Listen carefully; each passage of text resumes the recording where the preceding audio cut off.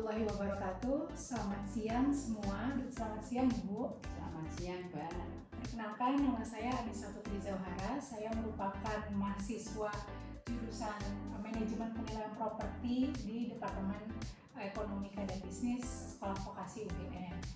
Pada hari ini saya ingin mewawancarai Ibu terkait pertanyaan-pertanyaan hukum agraria, karena Ibu kan berpengalaman, lalu juga tanahnya di situ, lalu merupakan salah satu dosen yang ada di Fakultas Hukum. Nah, jadi kami dari kelompok hukum agraria yang ditugaskan, jadi dari saya Nisa Putri Zauhara, teman saya Adita Fiona, Eko Prabowo, Teresia, dan juga Nur Fadilah, ingin mengetahui Ibu bagaimana prinsip hukum agraria, lalu nanti ada bagaimana kewenangannya dan lain-lain. Nah, mungkin bisa dari perkenalan dulu.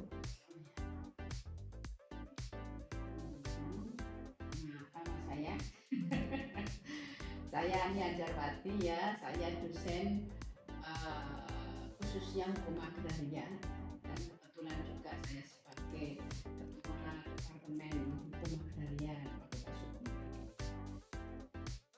Terima kasih, saya sudah diundang untuk diwawancarai untuk menyampaikan hukum agraria itu bagaimana ya. Dikatakan mengenai hukum agraria, khususnya hukum agraria di Indonesia ya, prinsip-prinsipnya. Pada dasarnya hukum agraria itu sebagai salah satu ekonomi ya, jadi salah satu cabang dari hukum ekonomi yang kita kaitkan. Tentu saja kalau kita bicara hukum, yang pertama kita mengacu pada konstitusi, yaitu Undang-Undang Dasar 1945, khususnya pasal 33 ayat 3 45,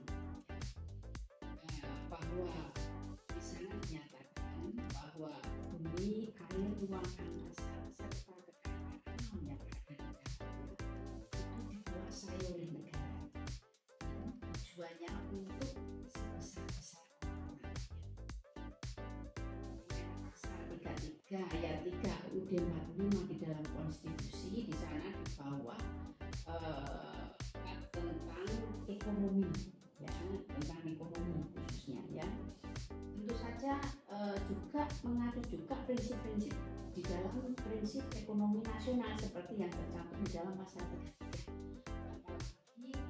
Hukum agraria atau bidang agraria itu bidang ekonomi yang sifatnya strategis, sehingga di sana dinyatakan bidang-bidang di dalam pasal 33 juga dinyatakan bahwa bidang-bidang strategis itu dikuasai negara. Untuk pengertiannya sendiri agraria itu apa? Sering orang mengatakan, oh agraria, hukum agraria itu hukum pertanahan. Ya naik ya tidak ya. Kalau arti sempit, apalagi dikaitkan dengan Undang-Undang Nomor 5 1960 tentang Peraturan Dasar Pokok ya, atau sering disebut hukum UPK, arti sempit agraria itu sering dikatakan hukum pertanahan. Tapi sebetulnya hukum pertanahan itu sebagai bagian atau subsistem dari sistem hukum agraria.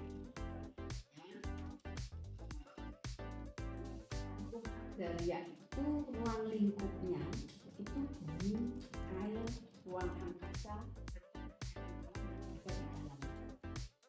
Dan ranahnya itu hukum publik dan hukum privat. Itu hukum tanah. Ya, tanah itu kalau kita ngacu pada pasal 4 UPK itu pada dasarnya permukaan bumi. Jadi kalau kita bicara mengenai hak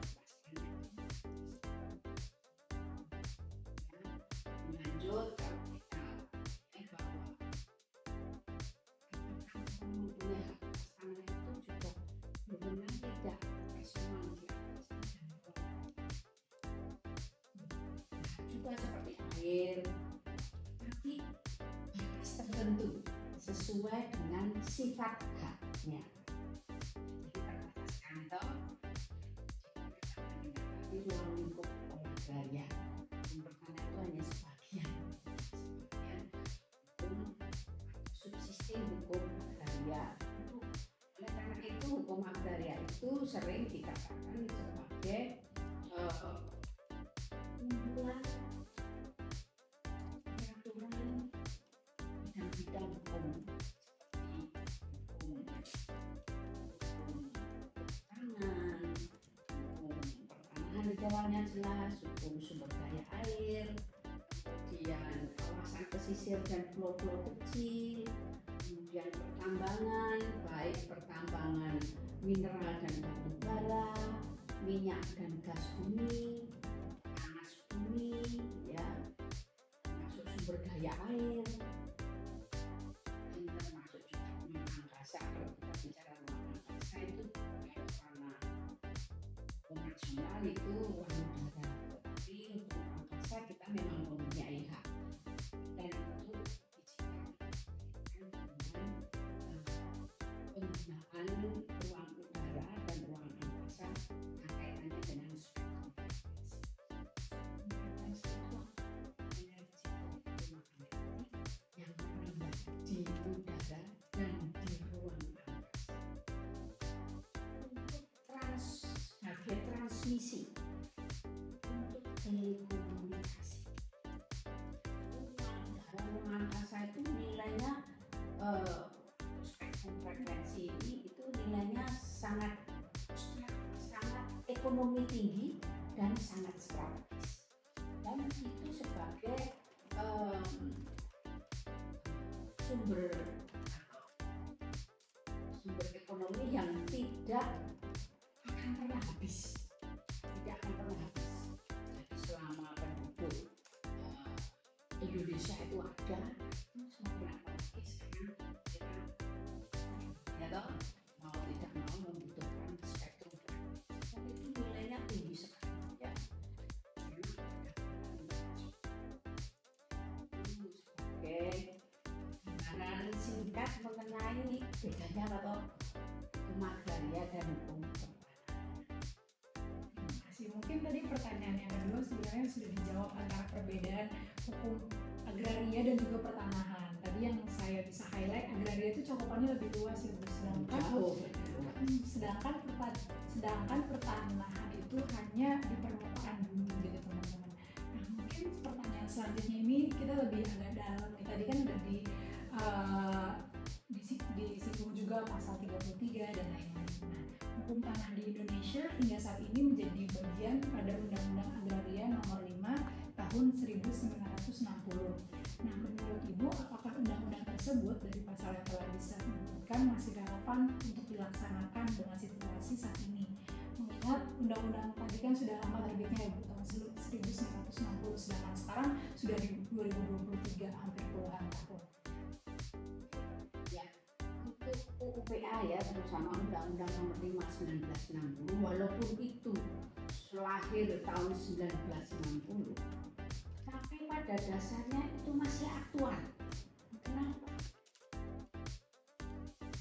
Karena kalau kita nanti lihat prinsip-prinsipnya, tujuan itu masih relevan sekali. Nah, permasalahannya itu apakah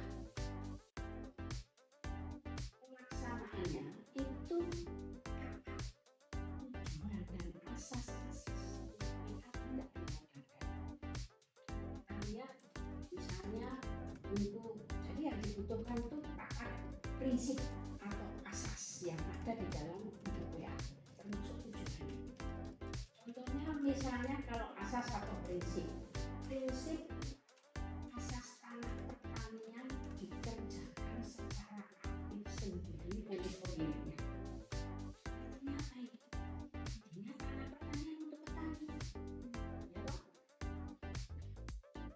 Kemudian dikaitkan dengan tujuan di dalam UUPA itu memang sebesar-besar untuk kemakmuran rakyat. Tapi di sana kalau kita lihat penjelasannya bahwa tujuan UUPA atau Hukum Agraria Nasional ini yaitu untuk meletakkan dasar-dasar hukum agraria nasional untuk kesejahteraan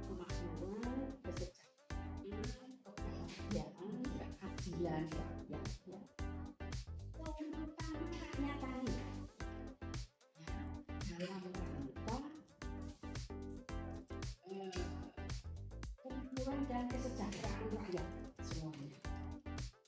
Di sini jelas bahwa ini salah satu tujuannya, bahwa tujuan kita itu yang terutama dari ekonomi. Jadi ada asas kan tujuannya, harus taat asas dan tujuan. Asas tadi tanam pertanian kerjakan itu sendiri oleh petani, artinya tanam pertanian untuk petani. Tapi sekarang masalah sampai sekarang, siapa sih yang dimaksud petani? Sehingga itu menjadikan pemerintah atau negara mempunyai data dan informasi subjek hukum petani. Kalau mau melindungi atau mengembangkan sistem hukum pertanian, mau tidak mau subjek hukum pelaku utamanya harus diatur ya toh. Syarat sebagai petani itu sampai sekarang itu hanya Indonesia menyatakan kegiatan bidang pertanian. Itu pun yang syarat yang kedua itu tidak dapat dikontrol. Siapa yang kontrol? Ada akhir misalnya peralihan tanah pertanian. Tanah pertanian, peralihan tanah pertanian memang ada larangan tanah absenter atau pemilikan tanah di luar kecamatan itu dilarang pemilikan tanah absen. Tapi syaratnya hanya yang penting KTP. KTP-nya satu kecamatan dengan letak tanah. Tapi apakah subjek hukum itu betul-betul mengerjakan pertanian atau tidak? Nggak ada yang mengontrol. Artinya apa? Syarat sebagai petani sangat sumir atau sederhana sekali warga negara Indonesia. Jadi kalau mbak-mbaknya, masnya ya, jika saya hari ini memutuskan ingin jadi petani bisa. Ini untuk hukum, apalagi untuk kebijakan, konstruksi kebijakan pemerintah atau negara itu sangat fatal sekali. Kenapa? Pemerintah tidak punya data dan informasi subjek hukum. Mau membuat suatu kebijakan. Oleh karena itu, ini akibatnya lebih kronis kalau masalah penyakit kronis ya. Kenapa? Kebijakannya kesana kemari kalau bicara masalah pertanian. Kenapa? Yang diurus orang-orang miskin. Kecil. Kita kalau bicara ekonomi, kita bicara agraria, pertanian juga. Bicara ekonomi, bukan bicara orang miskin. Orang miskin itu hukum sosial. Orang miskin itu hukum sosial itu hukum tentang pengisian defisit eksisten minimum setiap individu dan atau keluarga, sehingga terjadi distorsi peraturan perundang-undangan karena subjek hukumnya saja ada undang-undang perlindungan dan pemberdayaan petani. Tapi kalau subjek hukumnya hanya syaratnya itu tadi, mana mau melindungi, mau memberdayakan dengan berkelanjutan. Karena pada dasarnya kalau kita bicara ini undang-undang UPA dan aturan pelaksanaan land reform undang-undang 56 tahun 1960 itu pertanian itu berbasis keluarga. Ya, bisa perseorangan, bisa keluarga. Itu nggak jalan. Karena subjek hukumnya saja belum punya. Yang konstruktif, misalnya konstruktif itu misalnya bahwa subjek hukum petani itu syaratnya satu, ya warga negara Indonesia oke, ya. Yang kedua, tenaganya minimal 50% diinvestasikan di bidang pertanian dan minimal 50% income-nya dari pertanian usaha. Artinya apa? Dia juga memegang NPWP nomor pokok wajib pajak. Artinya tidak hanya bayar pajak saja, tapi kami itu juga penikmat jaminan sosial dari sistem hukum atau pengaturan pertanian. Ya. Jadi ini penting sekali ya. Oleh karena itu masih relevan nggak? Relevan sekali loh sampai sekarang belum dijalankan. Ya, mulai tahun 60 sampai sekarang nggak dijalankan itu. Jadi menyimpang dan pertanian ya, kaitannya dengan tujuan pertama. Nanti kalau kita bicarakan untuk tujuan yang misalnya jaminan kepastian hukum hak atas tanah, permasalahannya banyak lagi. Tidak hanya masalah tanah saja, misalnya belum adanya single basic map atau eksisnya multi peta basic. Artinya apa? Artinya ini hak penguasaan atas tanah atau hak agraria masih mempunyai potensi konflik. Ini masalah besar yang sampai sekarang itu kebijakan banyak policy sudah cuma movementnya gimana ini mengkompilasi, mengintegrasikan dan mensinkronkan belum, mengkompilasi belum seluruhnya. Jadi PR-nya banyak. Kalau UPA-nya yang ditanya masih relevan sekali karena banyak yang belum dijalankan. Jaminan kepastian hukum. Nah kalau hanya saja seperti itu bagaimana ya? Kalau pendaftaran tanah itu sebagai bagian itu yang melaksanakan ATR BPN itu hanya sebagian dari atau ATR BPN itu sebagai Kementerian ATR BPN hanya sebagai pemegang 24 tematik yang masih harus dikompilasi di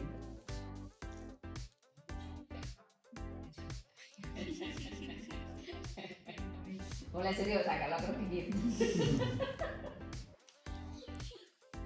Berarti tadi mengacu sama pertanyaan ini sebenarnya masih relevan aja ya Bu? Ya, relevan banget, sangat relevan Ya, relevan banget. Akan tetapi harus dilaksanakan PR-nya sama subjek hukumnya. Tadi saya juga sebenarnya baru tahu kalau jadi petani cuma include KTP-nya aja ya Bu? Itu maksudnya? Ya hanya BNI, hanya warga negara Indonesia, jadi semua ya peraturan perundangan yang ada semuanya itu ya berkaitan dengan pertanian. Pertanian itu apa toh? Pengusahaan lahan subur secara ekonomis berkelanjutan untuk produksi tanaman dan atau hitan. Ya, ekonomi berkelanjutan loh ya. Jadi kalau bicara masalah pertanian, bicara ekonomi, bukan bicara orang miskin. Kalau subjeknya saja tidak punya, jangankan data, kriterianya saja yang konstruktif saja tidak punya, bagaimana? Sehingga UPA itu pada dasarnya tujuan pertama utama belum dijalankan, belum mulai. Jangan tanya relevan lagi, relevan banget apalagi untuk menuju Indonesia emas. Keadaan sekarang sudah krisis ekonomi, krisis pangan dan krisis energi. Itu kita harus mulai mengatur, harus taat tujuan dan asas. Nah itu yang paling. PR-nya itu harus ada subjek hukumnya dulu dan dilaksanakan. Ya. Ini relevan banget walaupun udah lama banget ya Bu, dibuat 1990. Nah mungkin ini juga masih relevan Bu, tadi kan kita ngomongin masih UPA. Nah pada prinsipnya apakah UPA ini berdiri sendiri serta berjalan sendiri itu dalam pelaksanaannya sendiri aja atau ada peraturan lain yang memang apa ya intinya mewadahi atau meregulasikan? Ya, ini sudah saya katakan bahwa ruang lingkup hukum agraria itu di ruang angkasa yang ada di dalam. Itu Undang-Undang Nomor 5 1990. Saja di dalam implementasinya tidak bisa berdiri sendiri. Di sana ada Undang-Undang Energi. Undang-Undang Energi Undang-Undang 30 tahun 2007. Sumber daya energi itu pada dasarnya sumber daya alam. Sehingga untuk pelaksanaannya mau tidak mau juga harus mengacu pada tujuan dan asas-asas dan norma-normanya ya, tujuan dan asas undang-undang energi. Jadi tidak bisa berdiri sendiri dan untuk subsistimnya atau bidang-bidang hukum ya pada dasarnya sistem hukum agraria itu sebagai kumpulan bidang-bidang hukum atau sektor-sektor seperti hukum kehutanan, seperti saya sebutkan tadi, hukum kehutanan, hukum pertambangan pertambangan, baik migas, minerba maupun panas bumi, juga sumber daya air, kawasan pesisir pulau-pulau kecil. Jadi untuk implementasinya tentu saling berbeda dan juga tentu saja kaitannya untuk penggunaan dan pemanfaatan ruang, baik ruang darat, ruang laut maupun ruang udara. Undang-Undang Nomor 26 Tahun 2007 ya, itu tentu saja saling berkaitan ya. UPH itu juga semua undang-undang kayak tidak bisa berjalan sendiri ya Bu, pasti ada undang-undang atau peraturan lain ya memang meregulasi. Mungkin selanjutnya kan tadi kita udah bahas tentang prinsip, definisi dan lain-lain. Sekarang saya ingin bertanya terkait apakah terdapat penghambat dalam hukum pertanahan ya Bu di Indonesia, dan misalnya kalau ada, apa yang menjadi reason atau alasan hal tersebut menjadi penghambat? Apa ini? Menghambat pelaksanaan prinsip hukum pertanahan di Indonesia. Ya, penghambatnya yang utama itu adalah sumber hukum material. Jadi di dalam hukum itu ada dua, yaitu sumber hukum material dan sumber hukum formil. Sumber hukum material itu tempat di mana digunakan untuk membuat sumber hukum formil ya. Permasalahan utama adalah belum adanya single basicnya. Ini sumber hukum material. Kalau diatur ya mana nih single basic kan misalnya untuk penataan ruang. Penataan ruang itu kayak ruang darat, ruang laut maupun ruang udara. Itu modal pertama itu adalah perpetaan. Ya, namanya informasi geospasial. Ya. Perpetaan. Kalau petanya saja itu masih overlapping, ada sekitar 24 peta dasar dimiliki oleh 24 kali data tentu saja ya, dan yang ada itu sekitar 158 peta tematik. Itu masih harus dikompilasi, artinya diintegrasikan, nanti disinkronkan. Artinya apa di sini? Hak penguasaan keagrariaan, baik yang berkaitan dengan tanah negara, tanah adat maupun tanah perseorangan, itu juga masih lemah jaminan kepastian hukumnya. Dan nanti sementara rencana kalau penataan ruang itu kan hasilnya nanti di dalam perencanaan itu kan rencana tata ruang wilayah ya loh, dan itu harus diacu oleh semua sektor. Sementara RT RW yang ada berbasis perpetaan yang masih potensi konflik tadi ya kan menjadi lemah sekali. Kalau semua sektor ngacu hal yang lemah, hasilnya nanti juga lemah. Seperti untuk perizinan ya toh, untuk perizinan mengacu pada rencana tata ruang, yang rencana tata ruangnya sendiri, rencana tata ruang wilayahnya sendiri itu lemah, masih berpotensi konflik, jauh dari atau masih belum menjamin kepastian hukum.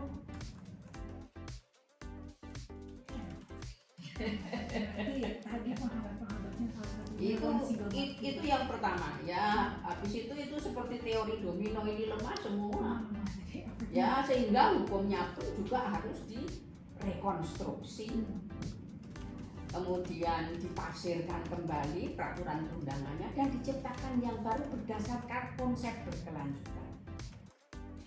Misalnya sistem hukum pertanian seharusnya bagaimana, gasolnya bagaimana. Salah satunya karena satu sistem itu ada karakter suatu sistem hukum itu bahwa subsistem yang paling kecil itu berpengaruh terhadap sistem yang paling besar. Petani itu subsistem yang paling kecil. Nah kalau itu saja tidak punya, ya tidak ada. Ya berpengaruh terhadap sistem hukum yang paling besar. Walaupun ada undang-undang perlindungan levelnya undang-undang, tapi itu nggak bisa. Ya, hukum itu harus logis. Kalau tidak logis itu bukan hukum. Ya. Nah, berarti tadi penghambatnya seperti itu teman-teman. Mungkin selanjutnya pertanyaannya, jadi kan karena kami dari manajemen penilaian dan properti, sebenarnya kaitan dan relevansinya antara hukum agraria dan properti kan sangat sangat Ya. dekat sekali. Oke, pertanyaan selanjutnya, bagaimana hukum pertanahan tersebut mengatur masalah pemanfaatan tanah untuk tujuan perumahan, komersial, dan lain-lain? Pemanfaatan tanah itu pemanfaatan tanah itu apa sih? Pemanfaatan tanah itu pada dasarnya untuk mendapatkan nilai lebih ya.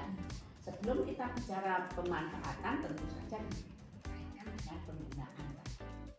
Tanah itu kaitannya dengan potensi tanah, ya toh? Nah, kalau kita ingin tahu potensi tanah, tentu saja juga untuk penggunaannya tadi kan juga minimal harus ada jaminan kepastian hukum, ya toh? Kalau itu potensi konflik, lah untuk pemanfaatannya nanti juga bermasalah. Ya saya pikir sejauh itu ya. Itu logis makronya ini yang paling dasar ya. Mungkin untuk pertanyaan yang dari saya seperti itu dulu. Mungkin dari teman-teman apakah ada tambahan? Terima kasih ya Bu atas jawaban-jawabannya, tadi menarik sekali. Mungkin sebelum saya tutup ada kalimat closing Ya, dulu. Oke. Ya, saya pikir ini masalah sumber daya alam, sumber daya agraria, termasuk pertanian, itu hal yang sangat strategis untuk Indonesia. Dan saya pikir juga penanganannya harus serius. Ini karena syarat dengan politik ya. Jadi untuk perlindungan yang ekonomi lemah. Yang saya kemukakan tadi memang jarang dibahas ya, tapi kalau politik untuk prioritas pertanian ya serius membangun sistem hukum pertanian di Indonesia. Yang pertama kali harus punya konsep sistem yang mana subjek hukum petani itu yang pertama, karena subjek hukum petani itu walaupun diatur tanah pertanian, tapi kalau tidak dijamin subjek hukumnya tidak jelas, tidak dijamin kesejahteraannya.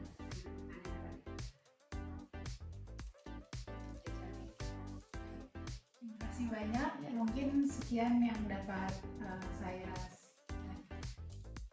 sampaikan. Kurang lebihnya mohon maaf. Wassalamualaikum warahmatullahi wabarakatuh.